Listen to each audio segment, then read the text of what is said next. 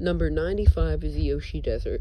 Yoshi Desert is a pretty underrated desert tracks. Desert tracks aren't really known to be some of the best in the series, but this one is underrated. There are some nice jumps here and there. There's a Yoshi Sphinx in the background which inspired Dry Ruins, and it's both epic and hilarious at the same time. You have some piranha plants, which can be annoying, but if you avoid them it's alright, and it's even an oasis. I like it. 94 is Cheap Cheap Island. Cheap Cheap Island is also an underrated Super Circuit course. There are a lot of them, by the way. It has a lighthouse and a pretty sunset in the background. There's a bunch of Cheep Cheep hopping around. You have some seagulls and crabs. There are a few beach segments, and although the screen shakes when you drive on the bridge, it never really bothered me. It actually sounds nice. So yeah, I like this one. Number 93 is Toad Circuit. Despite the fact that this is my least favorite track in Mario Kart 7, it really isn't all that bad.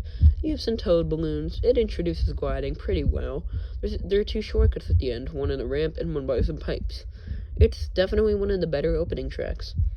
Number 92 is Riverside Park. It's a bit better than Lakeside Park because although it's not as difficult or creative, it's just nicer to drive through. I like the layout. You have some exotic looking flowers and some palm trees. There's some river segments, and there are also two jumps here. One of them has you go over a previous part of the track. I like it. I hope it returns a new Mario Kart game. Number 91 is Royal Raceway. Royal Raceway is one of the more well-known tracks in Mario Kart 64, because you can even drive the Peach's Castle here, as well as the fact that there's a big jump beforehand. Although you can't drive there in Mario Kart 8, that never really bothered me. It's still a nice track, and although it can feel a bit empty in the original N64 version, it's definitely one of the better courses from the game. Number 90 is Mario Circuit from the DS. Now, this has never really been one of the better Mario circuits per se, but it's alright. You have some piranha points that breathe out fire. You have a underground pipe tunnel segment, which is a reference to Mario Raceway from Mario Kart 64. There's some bridges at the end, and there's even Peach's Castle too, and some Goombas at the beginning. I don't hate it or anything, but it's just a bit too simple for my taste. Number 89 is Mario Circuit from the Wii. This track is a bit better because although it's a figure 8, which isn't as creative as the more sporadic design of Mario Circuit of DS, Mario Circuit of Wii is a bit better because you have a chain jump, there's a bit of a Toad Town area at the beginning, and there are also some more Goombas at the end when you drive in an uphill segment, and in this game if you hit them with a shell, you get a mushroom. It's alright, it lacks in comparison to other tracks, but I don't hate it or anything. Number 88 is Is Ice Outpost. Ice Outpost feels a bit lacking, but I do like the two different paths in the track, and also the fact that it takes place in this Arctic segment. The shortcuts in this track are known for being infamously difficult, and I often fail when I play them online in this game. It's a nice track. I like the music, but it's nothing too special, and it's not really that great compared to other DLC tracks from Mario Kart 8. Number 87 is Moomoo Meadows, the better version of Moomoo Farm, no matter what Nathaniel Bandy says. There's some Moomoo cows here, which you have to avoid. There's a random ramp segment, and there's also a bigger one with Monty-Wolves near the end. It's a nice opening track, and I'm glad that they made a sequel to an earlier one and they developed on it.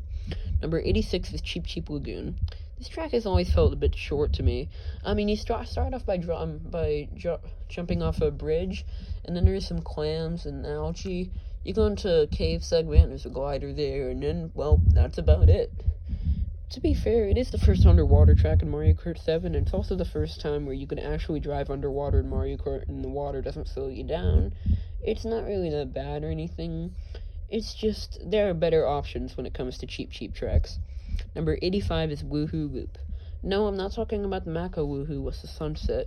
I'm talking about the first Woohoo Island track. This one has some cars, a tunnel.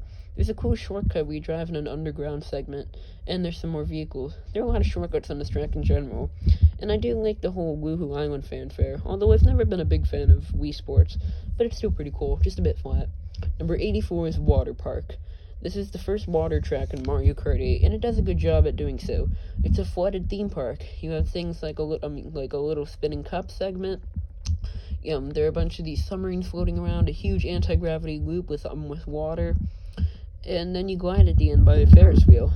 It's not anything too great, but it's an alright opening track. Number 83 is Mario Circuit from Mario Kart 8. This one is also a figure 8 circuit, like in Wii, but what makes this track a lot better than Circuit from the Wii is the fact that the drifting feels a lot better with the Ultra Mini Turbos. This is also a Mobius drift track, and it was the box art Mario Kart 8 for Wii U. The drifting, like I said, is a lot of fun, and I like how you can see Peach's castle upside down, so it's definitely one of the better Mario circuits.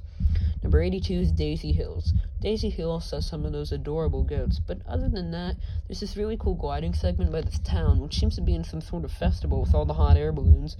You can even drive on the roofs of the town, which is definitely the highest part of this track for me. Number 81 is Mario Circuit from Double Dash. This is definitely one of the better Mario circuits, simply because it packs so much into a more simple track. There are chain chomps, trees with eyes, a tunnel, piranha plants, there's some Goombas and a bumpy segment at the end. Double Dash tracks never fail to be fun, and this one is definitely pretty creative among the rest, and it's certainly better from the Luigi circuit from that game. And number 80 is probably going to be a pretty controversial choice, but Waluigi Pinball is here. You're probably wondering why it's so low. Well, yes, the theming is amazing, so is the music, and so is the fact that the track is simply fun.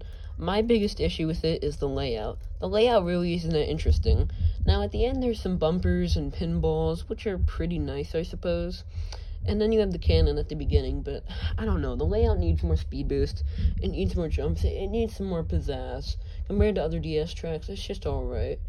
Waluigi deserved the better pinball track. Number 79 is Shroom Ridge. Shroom Ridge is probably one of, if not the most underrated Mario Kart track. Nobody ever talks about it. The music is nice. It presents this whole family road trip vibe with the side of like a mountain section with a bunch of forest. There's a cool off-road segment where you can use some mushrooms and you can gain a lot of speed. It's pretty simple and not as good as the other traffic courses, but it's not all bad, and it's always a nice time to drive through, even if it's a bit forgettable. And number 78 is Mushroom Bridge. This track is a bit better than Shroom Ridge because there's a bridge you can drive on where you can literally drive on the railings. There's some tunnels here too. There's a shortcut you can take through town. There are also things like the Wiggler wagon and the mushroom and bomb cars. It's a nice ride, and it's definitely one of the better tracks that seem to be more simple. Number 77 is Daisy Circuit. Now, I absolutely love sunsets, but this track doesn't really do anything too special with it. It certainly looks nice, and I like things like the Luigi and Daisy statues, the mansion, and the whole fancy look this track gives off. But it feels a bit flat for a Star Cup track. Maybe it should have a remake in a future Mario Kart game where it's more interesting. Number 76 is Yoshi Circuit from Double Dash. This is definitely one of the most iconic Mario Kart tracks, aside from Rainbow Road or Coconut Mall or Sunshine Airport. This track is so great because the layout shit takes the place of a Yoshi. There are over a dozen turns. There's a hard shortcut but with a waterfall, and another one with another even more hidden one with a tunnel. It's a pretty nice track, and it just gives off those nice, catchy, silly vibes. Number 75 is Animal Crossing. The cool thing about this track is it can go from spring to summer to autumn to winter, depending on a certain button you press when you're starting the race. It's pretty random, but also a really cool Easter egg, and it gives this track some variety. Now, I'm not a big Animal Crossing fan, but I do like things like those star-looking coins.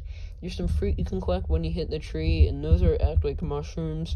There's a glider with balloons and item boxes and a beach part. It's a nice track, and I can understand my Animal Crossing fans. It's a fan favorite for them. Number 74 is Luigi's Mansion.